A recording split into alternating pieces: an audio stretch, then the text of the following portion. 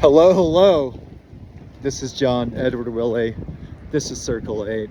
And I was just wanting to capture the aesthetics, pleasure, and resonance of this midtown right now as we get a reprieve in the middle of our winter. I mean, I guess it's February, but it feels incredible. There is a little bit of a annoying wind, but it isn't stopping me from getting out and indulging in my most favorite of pleasures. And to amplify that pleasure, I thought I would discuss the pleasure itself, which is what I'm calling Carpe Noctem, which of course is a play on Carpe Diem. And Carpe Noctem, I think I picked it up because it's maybe the slogan of something out there, some kind of military group or something. And I apologize if the wind is so brutal that it's hard to even hear me. I'm going to have to get a better microphone in the future. But I was astonished to discover myself on my balcony tonight, sort of soaking in the air and sort of remembering what time of year it is. And I have just cleaned up my apartment. I've got everything in order. You know, I put Humpty Dumpty back together again.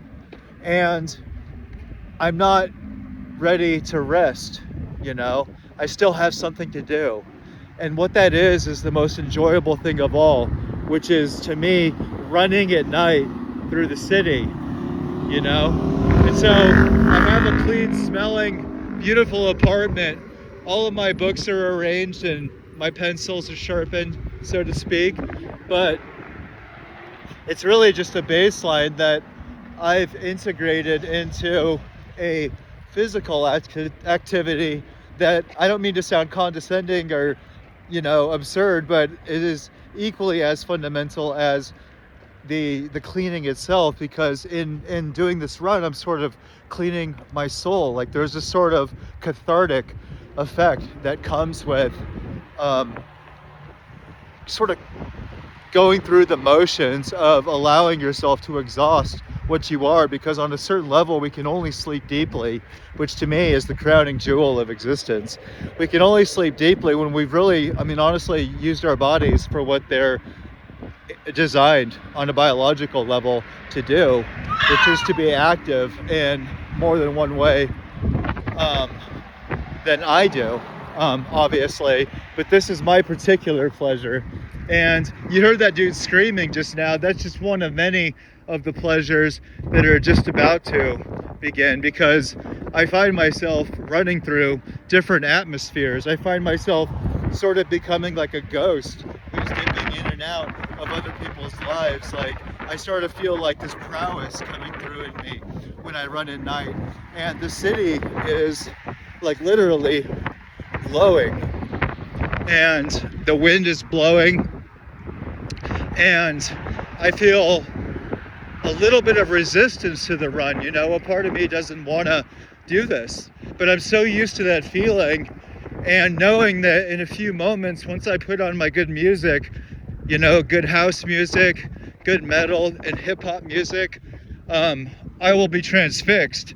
I will be mesmerized, because physically it'll link in with my brain and produce a kind of feeling that I don't think of as being transcendent or anything, but I think of it as being as fundamental as cleaning my apartment. Because what I'm doing out here isn't merely just running against this harsh wind, sort of like calling for attention like a dog or something.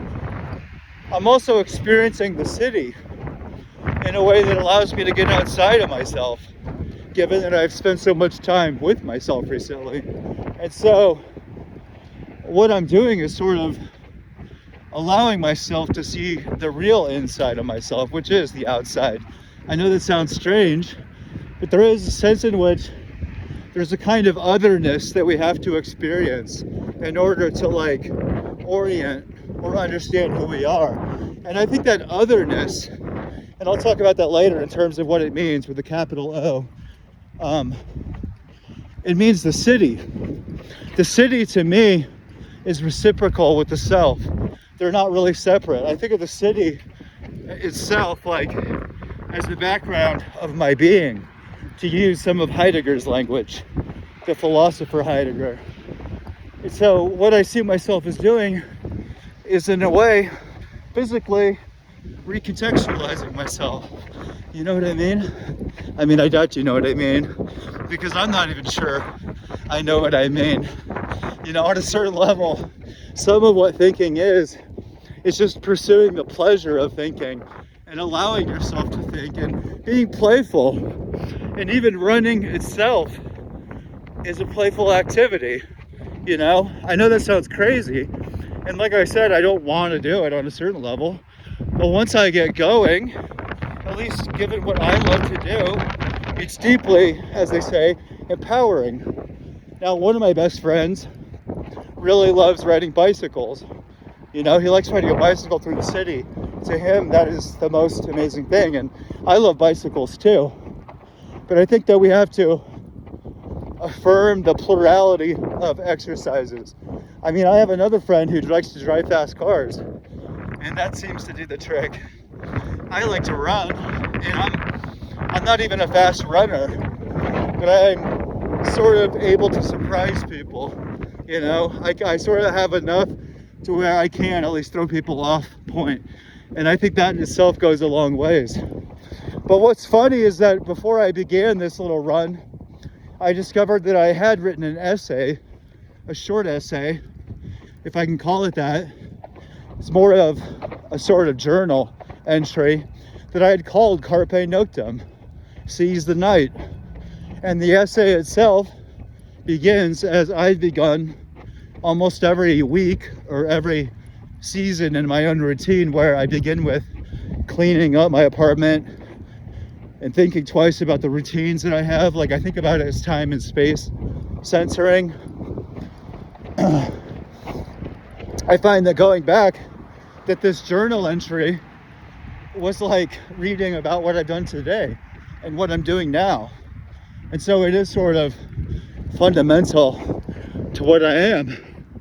You know, I guess I'm like a David Goggins on acid on a certain level. But I believe that when you have a certain repetition in your life, a certain routine, it actually allows for the kind of freedom and levity and lightness that you want. Like, if you give some order to your chaos, you'll find that you can float a little bit higher. And yet it's paradoxical, not because reality is, but because we ourselves are so confused that any kind of insight appears paradoxical. And yet, what's really valuable is just how gorgeous this landscape is. So, I'm about to run up my first hill for this run tonight, and I wanted to capture some thoughts about what this run at night means to me on a purely sensory level, if that makes sense. It's not even philosophical, except that maybe the philosophical begins with the sensory. I'm John Edward Willie. I love you guys.